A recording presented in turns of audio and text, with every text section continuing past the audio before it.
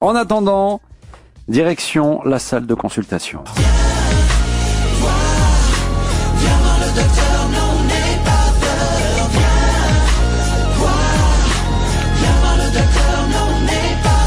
Comme chaque mois, le doc est avec nous pour répondre à toutes vos questions. Oui. Bah oui, oui. Toutes les questions Voilà, oui. sont les bienvenues. Et nous allons commencer en accueillant notre premier patient, Samsonov75, alias Alain. Salut Alain. Salut. Allô. Alors, une seconde. Là, tu es un récidiviste. On croyait t'avoir guéri le mois dernier. C'est une rechute. Et là, tu as rechuté. Ah, j'ai bien aimé la dernière fois, donc j'y retourne. Oui, mais d'accord. Alors, c'est exceptionnel. Alors, je dois te dire, comme tu sais que... Hypochondriaque, en fait. D'accord, mais tu sais que quand on passe... Coupe ta radio Alain par contre. C'est fermé. Ça y est. On peut y aller? On y va là. Allez. Ok. Alors donc tu sais que comme quand tu passes à la radio, comme ça à la consultation, tu as droit à un ticket à 10 €. Oh, tu as vu, Oui. ça fait débat. Comme cette fois-ci, justement, et comme cette fois-là, tu t'en as eu la dernière et ça a fait débat, etc., parce que Harper a fait une plaisanterie qui a été mal prise, on peut plus rire. etc. Bon, Il n'y a bref. pas de souci. Donc là, cette fois-ci, tu vas nous donner auras un 10 ticket €. à 10, mais tu pourras en garder que 5. Tu seras obligé de distribuer 5 tickets à 1 € au Whammer. Écoute, je m'engage à le faire. Voilà. Très bien. Donc ça, on te fait confiance. J'ai déjà des noms, donc là, il n'y a pas de souci. Alors, maintenant, vas-y, pose tes questions. Alors, Oui, donc moi, ma question, elle portait justement, vous en aviez un petit peu parlé juste avant. Depuis quelques mois, Winamax a développé son offre de MTT à Knockout, les Kill the Fish. Donc tout ce qui est Knockout à prime progressive. Comme le popcorn donc dont on parlait tout à l'heure. Ouais. Voilà, et en fait, ça a eu tellement de succès que l'offre s'est étendue à tous les buy-in, puisqu'on en a de 1 € à 1 000 €. Je crois que la dernière fois, c'était Guillaume, justement, qui jouait sur un knockout à 1 000 €, il me semble. J'ai dû entendre ça. Le grand tournoi. Ouais, c'est ça. Ouais, c'était le grand tournoi, ouais. Voilà, j'ai entendu ça. Et comment ça, c'est un knockout? Ouais, maintenant, enfin, c'était la première 500 édition. plus 500. Ouais, c'était la première édition. C'est une bonne idée, Ouais, ça a très je bien vais me marché. mettre à le jouer, là, du coup, ouais. donc ça marche vraiment bien. Et en plus, l'intérêt de ces tournois-là, c'est qu'on peut un peu lisser la variance, parce qu'on n'est pas obligé de rentrer dans les places payées pour se faire au moins rembourser du buy-in. Tu cherches un boulot chez Winamax, toi. Il fait bien la promo quand même. Il fait bien la promo, hein. Bah écoute, il faut que je mérite les 5 € quand même. Hein. D'accord. Non, mais effectivement. Et alors, ta question, Alors, c'est... ta question Et porte donc- sur la stratégie, c'est ça? Voilà, je demandais à Michel justement je pense que ces tournois-là, faut les jouer un peu différemment que les MTT traditionnels. Bah, écoute, je vais te Donc, dire, voilà, je vais être très franc et je vais être catégorique même, parce que là, pour une fois, j'ai un avis tranché. Oui. Je n'en sais rien. Non, je déconne. Non, enfin, je pense, je fais une analyse. Guillaume, alors. On va, non, attends, non, mais je fais mon analyse personnelle. c'est pas... Mon analyse personnelle, c'est que oui, je pense qu'il faut changer. Pourquoi? Parce que, étant donné, comme tu l'as dit, que en éliminant des joueurs, on encaisse à chaque fois, donc il faut avoir un tapis supérieur à ceux contre qui on fait all-in. Plutôt que d'être la proie, autant être le prédateur. Parce qu'effectivement, si tu te fais payer par des gens qui tapis, par des gens qui te couvrent, c'est toi qui risques l'élimination, alors que l'inverse, etc. Donc il faut pouvoir couvrir les autres. Donc il faut peut-être prendre plus de risques au début, de manière à monter un tapis, avoir un tapis supérieur aux gens que tu rencontres. Qu'est-ce que tu en penses, Guillaume? Je pense que c'est un peu l'idée qu'on pourrait se faire à la base, mais le problème c'est qu'en fait les knockouts du début valent pas vraiment beaucoup d'argent. Et en fait, au début, ça reste un tournoi normal, dans le sens où... Des progressifs, quand c'est un knockout progressif. Ouais, mais tous les tournois maintenant sont progressifs, presque sur Winamax, les knockouts sont progressifs. Ouais. Et donc en fait, sur ces tournois, le fait de prendre plus de risques et donc de buster plus souvent en début de tournoi, va faire qu'on va se retrouver moins souvent en fin de tournoi, et que du coup, on va prendre moins souvent des gros bounties.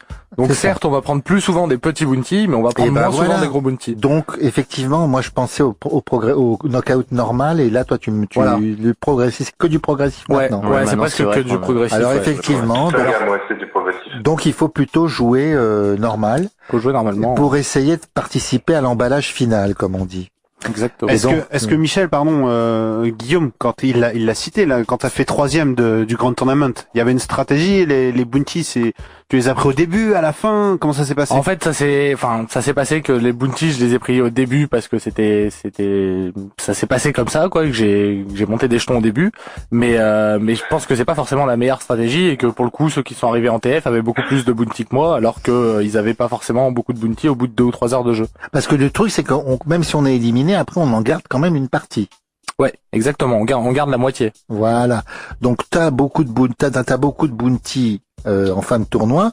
T'as quand même la moitié qui est assurée pour toi. Donc voilà, effectivement, c'est intéressant comme adaptation de stratégie. Mais ça Et doit... si- vas-y. Si tu regardes les résultats d'ailleurs de ces tournois, c'est intéressant parce que tu vois des gens par exemple qui font TF, compris 0 bounty. Ouais, ça arrive. Ça arrive. Ça assez arrive. souvent. Mais juste, ça doit Alors que le changer mec quand même éliminé, la stratégie. Ça doit changer. Genre, si on est en bataille de blindes, par exemple, il y a un joueur qui fait tapis 12 blindes, on n'a pas la même range de call, j'imagine, que sur un tournoi standard. Oui, par contre, oui, tout à fait. Ouais, notre range de call va totalement être modifié du fait qu'on gagne de l'argent directement. Donc, va C'est falloir pas calculer la valeur de notre stack, etc. Voilà. Mais par contre, ce que je disais juste, c'est qu'il faut pas vouloir agresser et monter du jeton tout de suite pour tout de suite être Non, au-dessus mais de tout le quand monde tu parce que as- ça n'a pas forcément d'intérêt. Quand tu as le levier suffisant pour faire all-in, tu vas le faire plus volontiers, Oui, tu vas le faire plus volontiers ou de même manière plus agressive parce que tu peux gagner le bounty. ouais, ou même en fin de tournoi, tu peux te retrouver à faire des calls avec 7 et 2 off parce que, en fait, le bounty vaut trop cher par rapport au stack C'est ça. de la personne. La personne, son stack vaut, par exemple, je vais dire n'importe quoi, 150 €. Elle a un bounty de 400 €. Et on va payer pour gagner ces 400 €. Voilà. Et, on s'en fout, entre guillemets, de perdre ces 150 € de value chip. Voilà. Donc ça répond quand même un peu à ta question, non? Ça- Oui, tout à fait. Puis, bon, on se rend compte quand même qu'on n'est pas obligé d'atteindre les places payées déjà. Non, bien Effectivement, en milieu de tournoi, si on arrive à... Alors c'est ça la difficulté, c'est ce que vous avez souligné, c'est de soit avoir un tapis suffisant pour le ramasser derrière, donc on peut jouer serré et laisser aussi les autres baisser de tapis, ou soit le monter si on se sent bien. Et puis après, bon, le tournoi de Guillaume à 1 000 €, je suppose que la stratégie doit pas être la même que sur le Kills the Fish à 5, parce que c'est quand même intéressant de se faire rembourser, ne serait-ce que son buy-in, quand tu dépenses 1 000 € sur un tournoi. Donc, c'est pareil. Non, mais ça c'est proportionnel, mais c'est proportionnel, mais ça revient quand au même. Je vais confirmer, Michel, juste, j'étais là quand il y a les 2 premiers bounties qui sont passés. Ouais, ça fait du bien. Je pense que Guillaume, il a kiffé parce que d'un coup, ton tournoi, il est plus ou moins, pas encore en free roll parce que 2 bounties, ça suffit pas, mais ça fait du bien, t'es plus à l'aise forcément. Ouais, mais mais c'est après- pas l'objectif premier non plus. Ouais, et puis comme dit Michel, c'est proportionnel, quoi. Enfin, c'est Ouais. si pour toi, un tournoi à 10 € c'est très cher dans ta bankroll, tu seras aussi content que moi d'être remboursé du buy-in quand j'étais remboursé pour le 1 000 €. Enfin, C'est ça. Moi j'ai fait un tournoi bounty en live au WSOP. Ah bah oui, c'est vrai, oui, Ça on se l'a passe vu. comment? Et c'est là où ouais. j'ai quand même réussi à me faire voler 2 bounties. C'est vrai. On s'en Volés souvient. dans la Voler poche. au Au hasard. sens propre du terme, Ouais, quoi. ouais, ouais. Deux bounties, ouais. 2 bounties, ça faisait Ils quand même. étaient dans ta poche, quoi, quelqu'un... C'était 500. Genre en pickpocket, quoi. C'était 500. Non, c'est sur la table. J'ai fait l'erreur de laisser sur la table. Genre à une pause, à quelque Voilà. chose comme ça. Ouah. Et donc maintenant, j'ai compris d'ailleurs la règle est pas on n'est pas obligé de laisser tous les bounties sur la table puisque là on en gagne qu'un de toute Oui. façon quand on élimine un joueur, c'est pas des Dans la bounties poche, progressives. Donc on met tout dans la poche, on a juste le sien sur la table. Donc moi ça m'avait beaucoup amusé et j'avais fait un assez bon résultat d'ailleurs, un petit brag quand même. Bon. Ouais. Vas-y, place le Michel. Non, Il est mais validé. c'est scandaleux quand même cette histoire-là de... Et donc voilà. Maintenant, pour changer totalement de sujet, pour revenir à ton truc de départ de la semaine, d'il y a quelques semaines, où on parlait de WAM et des groupes. Alors, je voudrais faire une petite mise au point pour la communauté WAM d'abord. C'est que quand j'ai parlé de sous-groupe, ça veut pas dire sous-homme. Hein. C'était un terme purement mathématique parce qu'on parle de groupe et de sous-groupe en mathématiques. D'accord?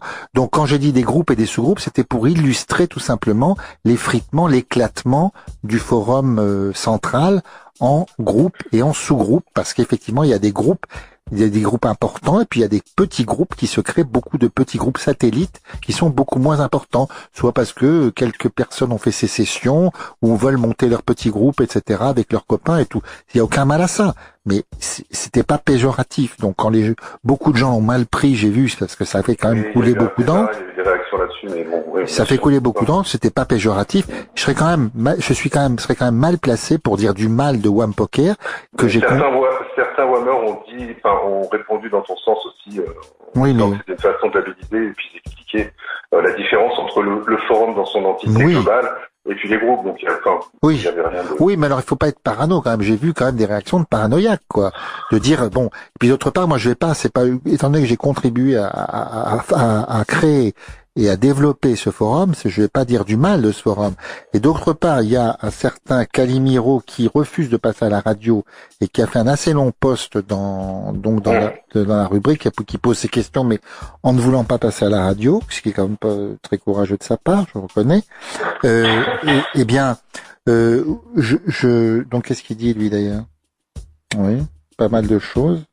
C'était pour dire quoi? Oui, non, c'est parce que je veux défendre simplement. C'est vrai qu'il est vrai que c'est Winamax qui a créé un petit peu ce phénomène des groupes, puisque en 2009 la refonte du forum a créé ça. Mais on va pas revenir en détail là-dessus. C'est vrai que ça a été créé comme ça. C'est vrai que maintenant on voudrait revenir au forum plus communautaire.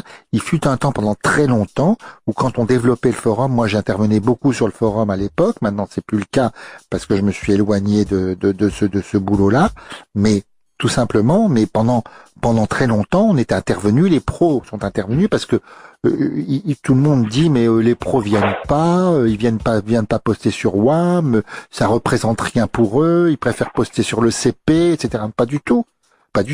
Mais d'un autre côté, il faut. Moi, j'ai posté pendant très longtemps sur WAM et régulièrement. D'autres pros l'ont fait aussi. Il faut dire que maintenant, par exemple, une des dernières arrivées dans le team, Aurélie Kellin, elle a fait un blog, et puis les réactions sur WAM, elles ont été vraiment méchantes pour elle. Et alors, on peut comprendre qu'elle ait pas envie de Non, mais ça d'accord. Mais non, tu peux pas dire qu'elles ont été méchantes. On n'est pas au club poker. Hein. Elles n'ont pas été méchantes ces réactions.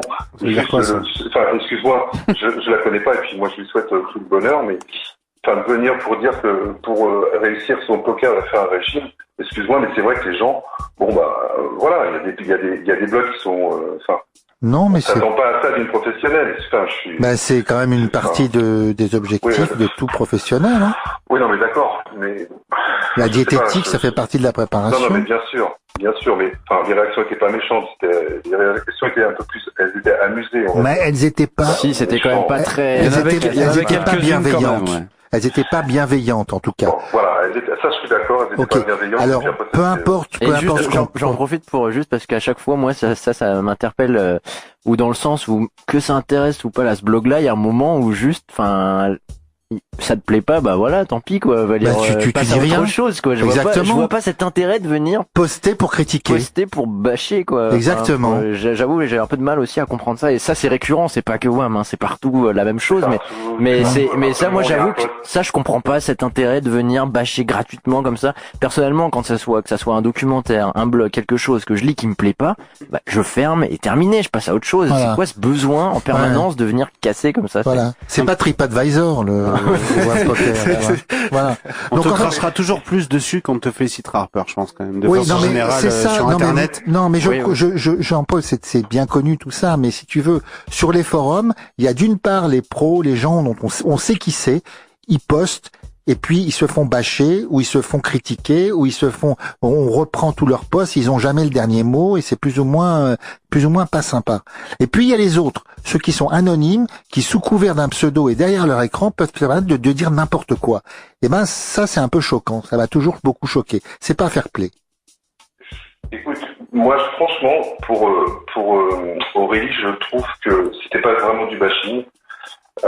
Et je pense que tous les WAMers sont contents quand les pros viennent et quand Harper met, il y a un article sur le blog. Quand les articles sont intéressants, les gens le disent aussi. Il y a des choses qui se parlent. Moi, oui, d'accord. Même Guillaume, ou même le nouveau Tachar qui a expliqué son parcours. Tu regardes les réactions elles sont bienveillantes.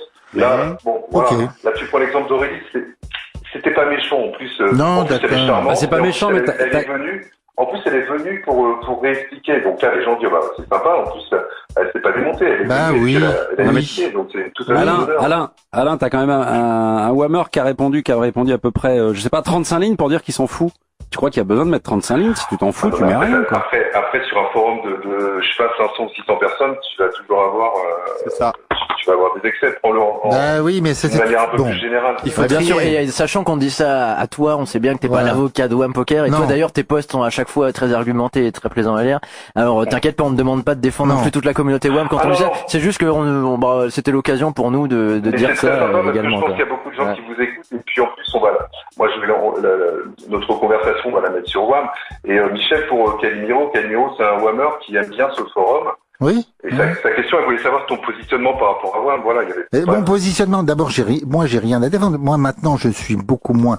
J'ai pris du recul par rapport à Wham Poker parce que ça fait plus partie de mes attributions, si tu veux. Mais ça reste quand même mon forum de cœur et je reste quand même proche. J'observe, etc. Je poste beaucoup moins souvent, d'accord, mais je participe à certains tournois, etc., etc. Et puis bon, je suis un peu comme un vieil oncle, on va dire.